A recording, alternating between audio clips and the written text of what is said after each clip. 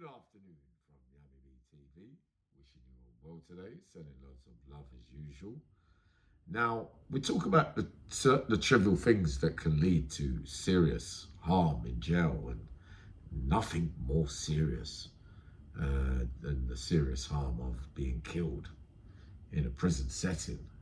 In a couple of my early interviews, I spoke about one of the first murders that I saw in a prison setting, which was Wayland in the early 90s, and over, allegedly, apparently, over a little bit of yeast.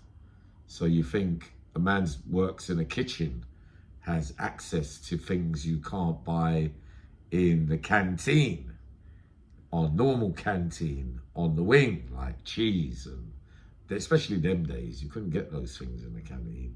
You get them now in prison canteen lists now, but in the old days you couldn't, like cheese, onions, you could get bits of chicken, you could get yeast.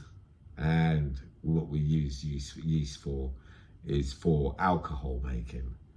So there'll be a lot of orders and a lot of men asking for that particular thing if you're a kitchen worker, because you can get your hands on it. So imagine a man can't get back from the kitchen, right, on time to come back on to his wing. So he sends another man with a bit of yeast.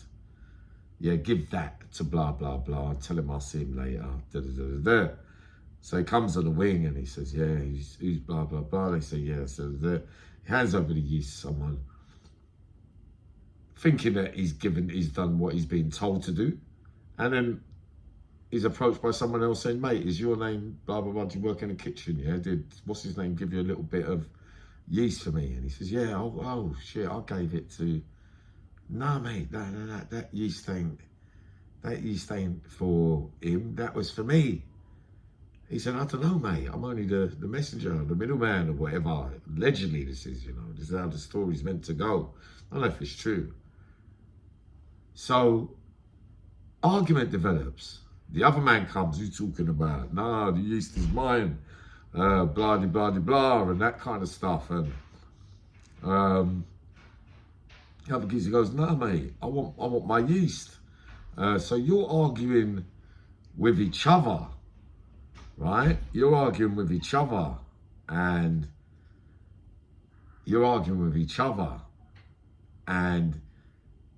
not arguing. It's not the man's fault. It's not the man's fault, is it? He just brought it back in good faith because a man said to him, look, this. So the man, whoever's come to him and approached him, must have some kind of knowledge that the yeast is coming. You see what I mean? So what he must have done was heard through the grapevine that this other guy, who friend or foe, allegedly, apparently, we don't know. So they start arguing. So it turns out that, nah, you shouldn't have given him the yeast. Swings around onto the person that brought the yeast in, but it's got nothing to do with him. He's just the man who's bringing it over. He just made a simple error. You should be fighting with the person who's got the yeast, because it wasn't meant to go to him. So he's disrespecting you. He's not disrespecting him. He's disrespecting you because you know now that he has your yeast and he shouldn't have it. So therefore you should be fighting, but you're not. You end up arguing, big argument develops, and man end up dying.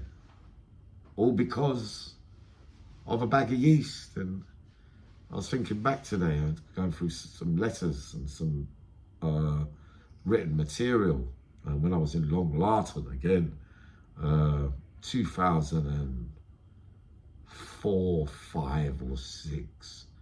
Can't remember, but all I remember is there was about 10 or 15 geezers shipped out from Rye Hill to Long Larton because they had to clear a whole wing out because a murder had taken place, right?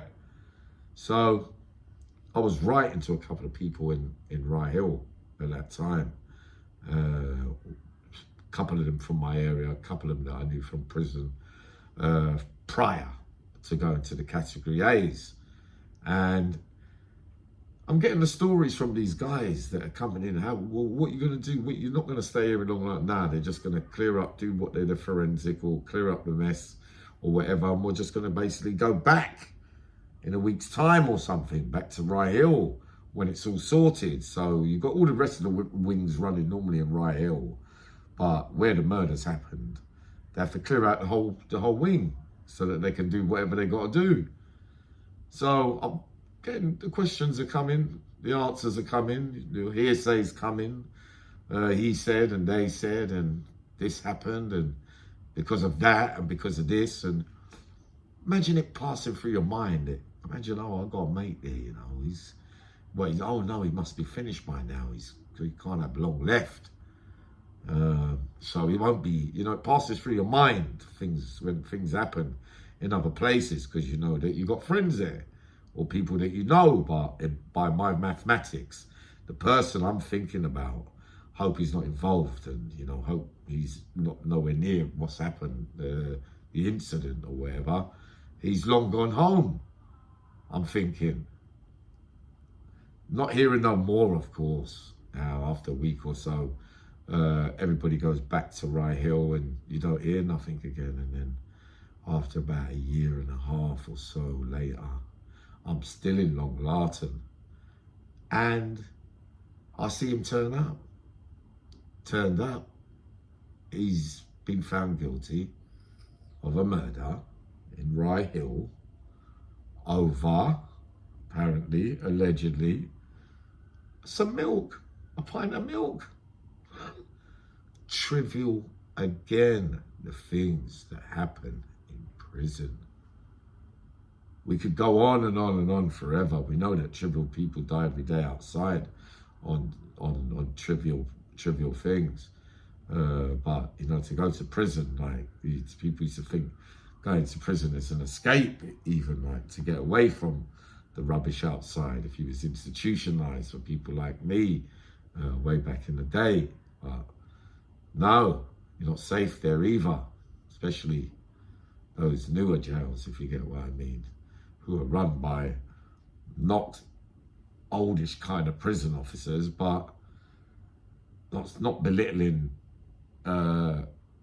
people that work in Woolworths or not Woolworths, Tesco's or Sainsbury's and stack shelves, and it's easy for you to get a job in a private prison, but you're going to be easily fooled than somebody that's, you know, got some kind of background, army, ex-police, trained for this, got a bit more skills to prison life and, not so easily fooled, if you get what I mean.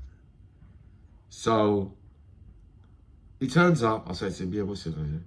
Yeah, I'm doing life, Yammy.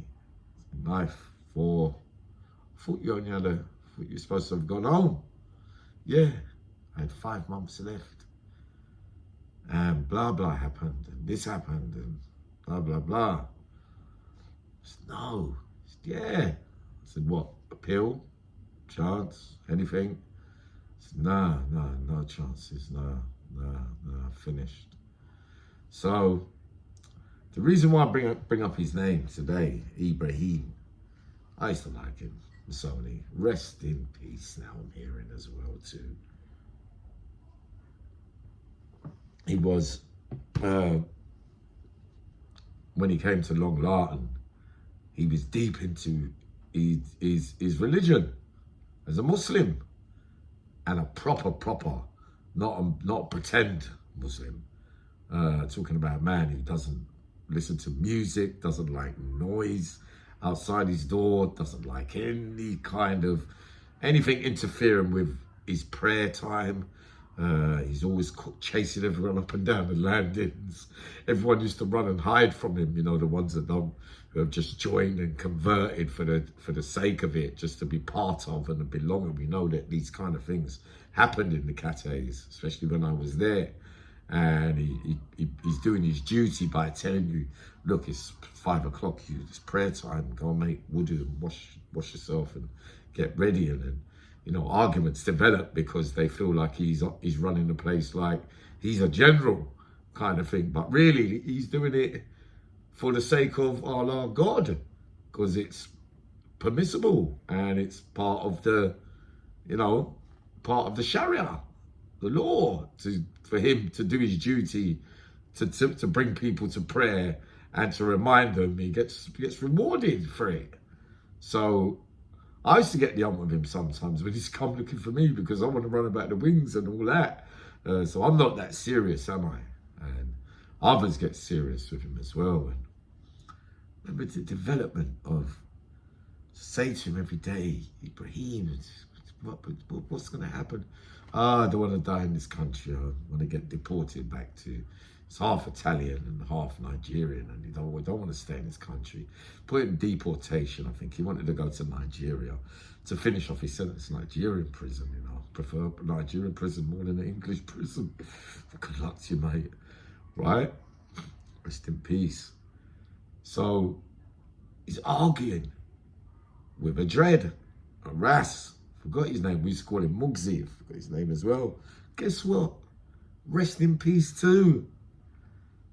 Hardcore Rastaman. Pretty, likes he talks his own talk and nobody's fool, but talking wicked every day. One of those proper Jamaican yard man, hard man kind of thing. So they've argued before as well. I used to witness, and I always used to try and break up, leave it, because he's playing his music too loud. Ibrahim, it's disturbing his prayer, he's reading, you don't want to hear no noise.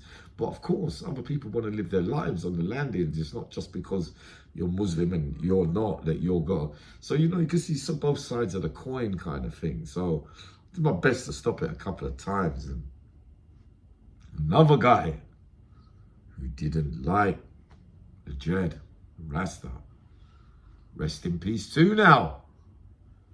We'll call him Shab. Well, I didn't get along with Eve. I beefing him, rest in peace too. Meant to be getting deported as well to a French colony and all that. Ended up going back over there when he got deported and ended up getting murdered himself again. But it got so mad, they patched it out, the dread and Ibrahim over the music, until it happened again. And then it got squashed again, but only this time we've got a stir involved. Rest in peace. Just don't really talk about the dead. But now there's another man, Shab, stirring it up because he doesn't like the Rasta. So he's drawing all the Muslim brothers in, and making them, he's making us our prayer. It's not for me to say whether he was a real practicing Muslim or he was just joining to be part of a gang. It's not for me to say, because I don't live inside of him. But all I know is 9 of them jumped on the Rasta Mugsy, chopped off all his locks, stabbed him to smithereens, chopped him up bit by bit, piece by piece, right? Everybody shipped out. Sentence finished. Ibrahim I kept in touch with along the months and years when I got released, and in the end he ends up in Nigeria. I find out recently he died of natural causes in a Nigerian prison. Again, when he should have been finishing it for sentence, over a pint of milk, he dies. And same man involved in the incident that day with chopping him up to pieces, he goes back to his country. He's rest in peace as well now. Imagine that, when you look back on all the stories and you go back over things in your head, and the trivialness of the incident and Rye Hill, and it's just taking place in our prisons every day, and prison staff are scared of inmates where there's weapons around because they're going to want to lose their jobs these days. The ones, in the old days, the army-fired ones, that was a bit too long. The army-fired ones will want to do their jobs, do it hardcore. No, you won't be having weapons. You won't be. You'll be getting searched and doing. These days, you can get them scared a little bit. Really, I mean, I use the same tactic myself, but it's a lesson again for those thinking that you're going to go to those places again and think these are nice, safe places where no harm can't come to you. And all of them all right characters, really. And, you know, to hear about Ibrahim, you know, I used to say to him, I used to ask him how he feels. He used to pray his salah religiously every day. And he used to say, I'm already dead, Yammy. I said, why do you used to say that? He said, well, I'm already planning for paradise. I'm making sure I'm doing everything right before I die. Because he knows now that he's not going to get out. He's getting too old, and, you know, he's killed a man in jail, he's risked and blah, blah, blah. And he goes back over there and he dies. And the Rasta goes back over to Jamaica after everything he told everyone. He was telling everyone that, yeah, don't worry, when I go over to Jamaica, I'm going to look to have, as soon as I step off that plane and get deported, I'm looking to have a war with the feds, with everybody. And he did exactly what he said he was going to do. Had a massive shootout over there. Definite, truthfully, honest news. Rest in peace. Again, jail, harbouring feelings, old behaviours, not letting things go. But there you are. Not safe places, unsafe environments, shit stirrers, people that get you in the mix, dying over things that are nothing to do with you. You see what I mean? I'm coming up after with a couple more today. It's giving you a deep one to start with today. Maybe something to think about, some of you lot, with thoughts of thinking they're safe, nice places to go to.